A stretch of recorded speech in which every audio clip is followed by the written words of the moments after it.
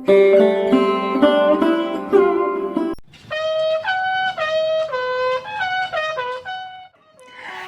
गोली हम नहीं चलाएंगे, पर हम पर गोलियां चलाई तो फिर हम गोलियों की गिनती भी नहीं करेंगे।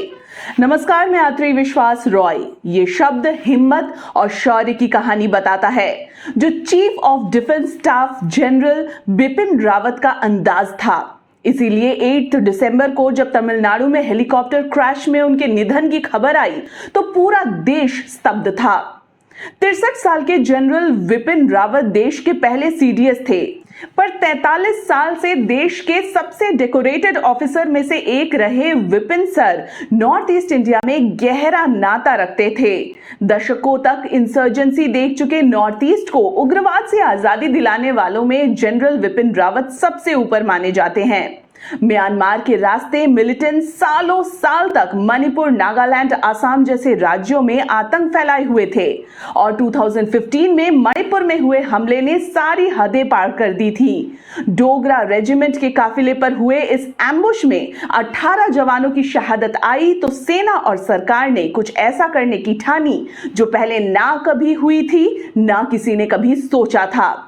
इंडिया म्यांमार बॉर्डर पर NSCN के अलावा और भी कई मिलिटेंट ऑर्गेनाइजेशन के सभी बड़े उग्रवादियों के मिलने की खबर थी। इसी इंटेल पर फोकस में आए Vipin Rawat. General officer commanding Vipin Rawat ने सर्जिकल स्ट्राइक प्लान किया और 9 जून 2015 को जनरल विपिन रावत की स्ट्रैटेजी के तहत स्पेशल फोर्स के कमांडोज पहली बार देश की सीमा पार करते हुए म्यांमार बॉर्डर पहुंचे और 40 मिनटों में लगभग 40 उग्रवादियों को ढेर कर दिया।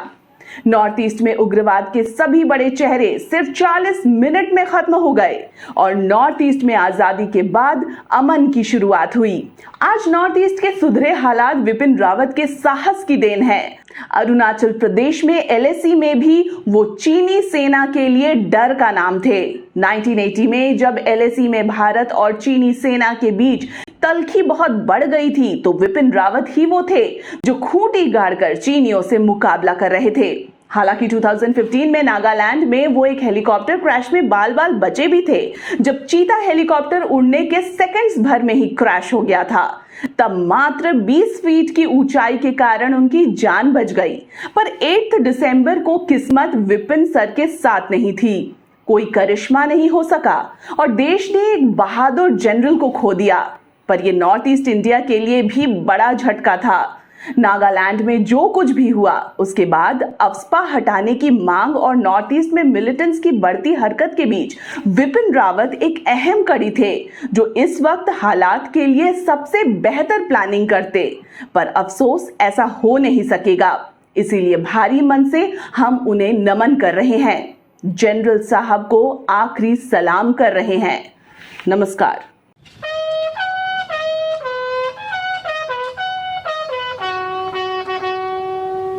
Thank you.